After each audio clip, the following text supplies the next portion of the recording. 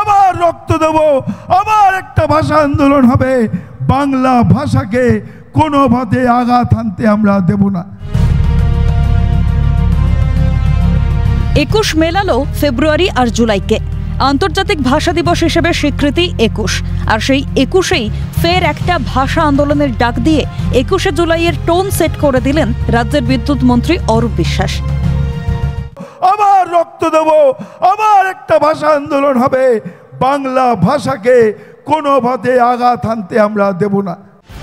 বাংলায় কথা বললেই বাংলাদেশি তকমা, শটান বাংলাদেশ পাঠিয়ে দেওয়া, নির্যাতনের ভুরি ভুরি অভিযোগ উঠে আসছে।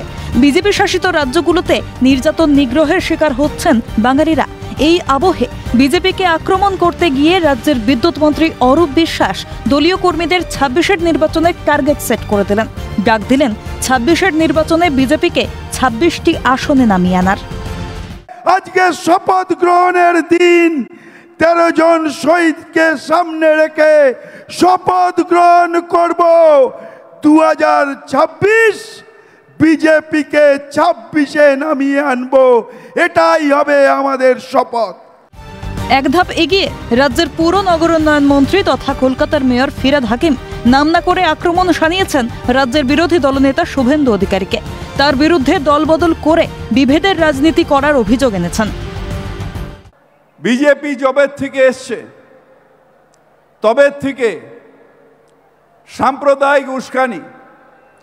আমাদের থেকে একজন পাল্টু চাচা ওইদিকে গেছে, হঠাৎ করে সাম্প্রদায়িক হয়ে গেছে। তারা ভাবছে বাংলার ভোট ভাগ করে সাম্প্রদায়িকতা উস্কানি দিয়ে বাংলার ভোট ভাগ করা যায়, কিন্তু তারা ভুলে গেছে এটা শ্রী শ্রী ঠাকুর রামকৃষ্ণের বাংলা, যেখানে যত মত তত পথ। এই অবলম্বনে আমরা বেঁচে আছি। আর এই প্রসঙ্গে বলতে গিয়েই স্বাধীনতা আন্দোলনের প্রসঙ্গ টেনেছেন। বলেন, বাঙালিরা যদি স্বাধীনতা আনতে পারে তাহলে কেন্দ্র থেকে নরেন্দ্র মোদী সরকারকেও উৎখাত করতে পারবে। একই সঙ্গে বুঝিয়ে দিয়েছেন বঙ্গ বিজেপিকে পাত্তা দিতে নারাজ তৃণমূল। আজকে বাংলা দুর্ভেদ্য, বাংলাকে অপমান করবেন না। বাংলা যদি ভারতের স্বাধীনতা আনতে পারে, আপনাকে নরেন্দ্র মোদীর সরকার আপনাকে পার্লামেন্ট থেকে তুলে ফেলে দেওয়ার ক্ষমতাও এই বাংলার আছে, এবং সেইটা হবে। এদের কিছু বলতে চাই না, তার কারণ এইখানে যারা লাপাচ্ছে, যারা মমতা ব্যানার্জির নামে কুৎসা করে, যারা অভিষেক ব্যানার্জির নামে কুৎসা করে, এদের কিছু বলতে চাই না। তার কারণ দেখেছেন তো, গ্রামগঞ্জে ছাগলের 3টে বাচ্চা হয়, 2টো বাচ্চা দুধ খায়, আরেকটা বাচ্চা তিড়িং তিড়িং করে লাফায়। এই বাংলার বিজেপি হচ্ছে ছাগলের 3rd বাচ্চা।